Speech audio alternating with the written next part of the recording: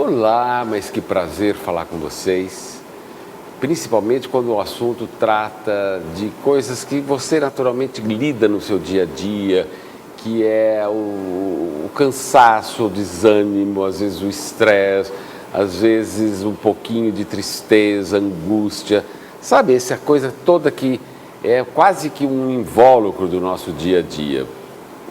Tantos são os motivos, são tantos os motivos e as condições que o planeta, inclusive, está reclamando muito, né? Porque o homem está abandonando esse maravilhoso planeta e, por consequência, estamos aí mexendo com o astral, a energia cósmica. E quando eu falo em tudo isso, eu gosto também de falar em terapia, principalmente quando ela tem uma origem chinesa, que é um grande mote para a terapia no mundo inteiro, e as técnicas e a filosofia e a prática é muito interessante. Eu convidei Lila Paramesvara, que é uma terapeuta da melhor cepa, que vai contar um pouquinho sobre esse trabalho. Lila, mas que nome complicadinho. É de origem... É um nome espiritual, Almir. Como é que foi detectado? Ele foi detectado através de um guia espiritual. Eu frequentava uma prática espiritual hinduísta e eu recebi esse nome e adotei, fez sentido para mim. A sua formação religiosa? A minha formação religiosa, na verdade, ela é pluralista, é o sincretismo. Eu fui educada dentro do espiritismo, diferente da maioria das pessoas da população brasileira que vem do catolicismo, né? Eu fui criada numa família espírita. Mas me identifiquei mais desde a adolescência com a visão oriental da vida. Né? Como é que você vê esse lado? Porque nós temos hábitos completamente diferentes do Oriente, não é verdade? Até por tradição, cultura e tudo isso. Aí como você se sentiu dentro desse universo? Como você se inseriu nesse universo? Olha, eu acredito muito nessa visão de complementariedade que existe, por exemplo, quando a gente olha a visão do Yin Yang, né, do taoísmo, né? Então, eu, por ser de descendência italiana, né, na maior parte da minha família um pouco árabe, ter essa coisa mais exaltada, né? Acho que a gente precisa de um complemento mais zen, vamos dizer assim, né? Naturalmente, cada um de nós busca aquilo que nos aplaca, que nos acalma, né? Então, a minha busca, na verdade, ela foi, antes de mais nada, uma busca de autoconhecimento e de me pacificar. E aí eu fui encontrando, primeiro através de leituras e depois através da prática mesmo, terapêutica e espiritual, esse caminho, essa visão oriental. E me identifico. E você aí chega ao seu trabalho, que é a medicina ayurvédica. Ayurvédica. Na verdade, o meu trabalho, ele é um trabalho dentro da linha da terapia transpessoal, ele é fundamentado realmente na medicina hinduísta, que é o Ayurveda, e na medicina chinesa.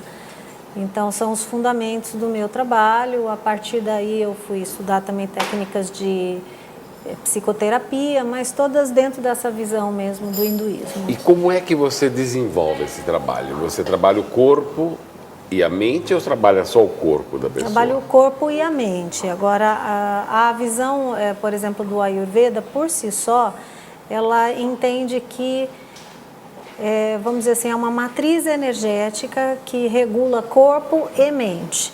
E que quando a gente atua nessa matriz, você naturalmente atua em tudo.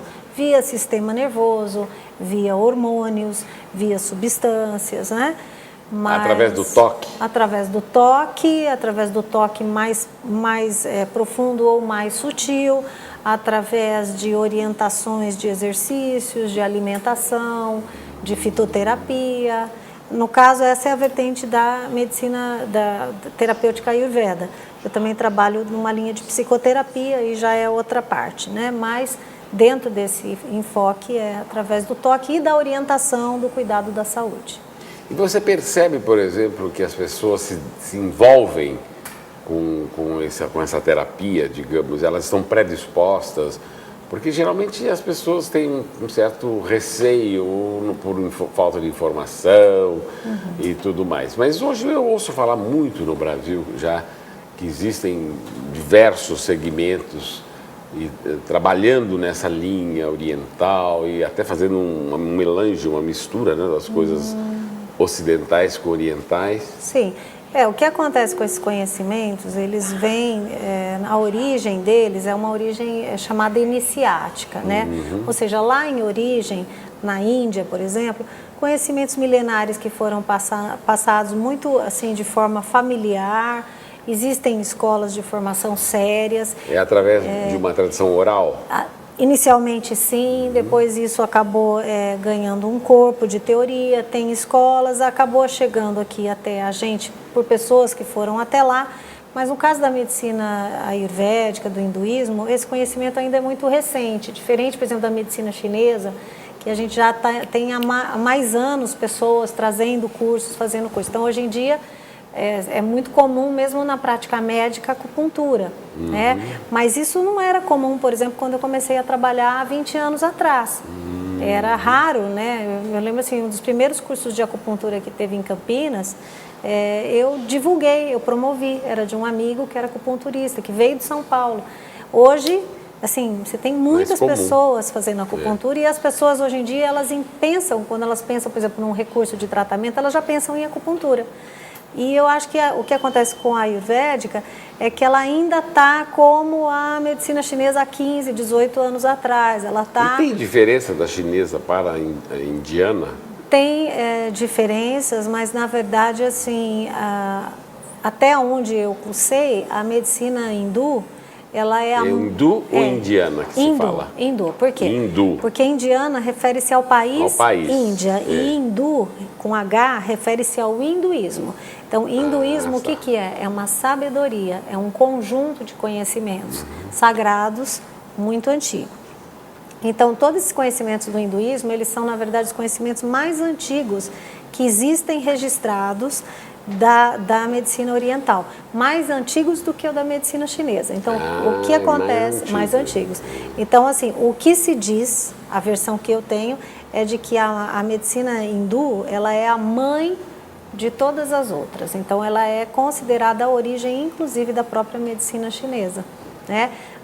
E depois japonesa, né? Então, todas essas outras técnicas, por exemplo, no caso, depois que a gente falar um pouco mais da massagem ayurvédica, ela é muito parecida, por exemplo, com técnicas da Tailândia, de outros povos, porque ela é a origem desse conhecimento todo, é ali. Então, dali nasceram os outros. Como um país tão pobre como a Índia, né? Não diria pobre, não é que seja pobre, é um país que tem, cara, uma elite social de altíssimo poder aquisitivo, tudo isso, mas tem muita miséria, muita pobreza, muita gente doente pelas ruas, que eu ouço falar, várias amigas que estiveram na Índia. Interessante como esse país produz essa espiritualidade e lá mesmo, dentro dele, existem problemas não sanados. O que você me diz disso? Olha, eu te diria assim... Será que é kármico? Então, eu te diria assim, nós vivemos num mundo cristão, né? O Ocidente é cristão. E não é por isso que nós vemos, assim, pessoas com comportamentos cristãos, no verdadeiro sentido da palavra, na nossa convivência a maior parte do tempo. Não é verdade? A gente vê muitos comportamentos desumanos e nada cristãos. Então, eu acho que quando a gente fala, por exemplo, da China, da Índia, existe uma idealização, que é exatamente qual é a diferença entre Índia e hinduísmo. A Índia é um país formado de pessoas, assim como o Brasil é um país formado de pessoas e todos. Claro. O hinduísmo, assim como o cristianismo, assim como budismo, os seguidores de Maomé, né? Eles são sabedorias, são conhecimentos do sagrado, que teoricamente todo mundo deveria seguir. Inclusive, eu acho que dentro da ocidental também tem que ter o sagrado, tem o sagrado como Exato. O cristianismo, né, que assim, se todos nós praticássemos o cristianismo da forma original, como Jesus ensinou, como seus discípulos passaram, com certeza nós estaríamos num mundo bem diferente do que nós vivemos. Então eu vejo da mesma forma, eu acho que assim, existem as questões do ser humano e existem as buscas dos seres humanos por se tornarem seres melhores. Então, da mesma forma... Que é uma minoria, eu acho, hein? Não é? Não é? Eu tenho a impressão que sim. Porque eu, dentro do que eu sei, até onde eu sei, você hoje fala em espiritualidade, as pessoas ouvem e tal, até ficam não se espantam, mas elas não têm essa prática, digamos, constante no seu dia a dia, de buscar melhorar a espiritualidade. E você vê pessoas que são imbuídas de um sentido de mesquinharia, de vingança, de ódio, de rancores. Isso é muito ruim. Isso cria uma aura, uma energia muito ruim, não é? Ah, sem dúvida, sem dúvida. Mas o que eu acho que me encanta muito nessa visão da medicina Holística oriental, né, também, é que, na verdade, ela é uma visão que ela vai além dos preceitos de moral, né? Ela fala de espiritualidade, mas ela fala de saúde, ela fala de viver bem, ela fala que saúde é um estado de alegria, de felicidade, de você estar com pensamentos equilibrados, sentimentos equilibrados e saúde física equilibrada. Então isso é que eu acho que é assim fundamental e que na verdade nunca se perde, né? Porque é um conhecimento milenar e essa característica que, como eu estava te falando, iniciática, dele sendo passado de mestre para discípulo, ao longo de milênios, fez com que ele nunca perdesse a atualidade. Porque hoje nós vivemos num mundo completamente diferente do mundo de 8.000 anos atrás. Totalmente. Quando esses conhecimentos começaram a ser percebidos e usados. E o que acontece? Ainda são atuais. Por quê? Porque de mestre para discípulo, para aprendiz, dentro da família, de curador para curador, esses conhecimentos eles foram se reciclando e se atualizando. Então a gente pode falar disso com tanta utilidade na nossa vida como ele teve antigamente. Há 500, 1.000, 2.000, 8.000 anos atrás. Isso é bárbaro. Isso é bom.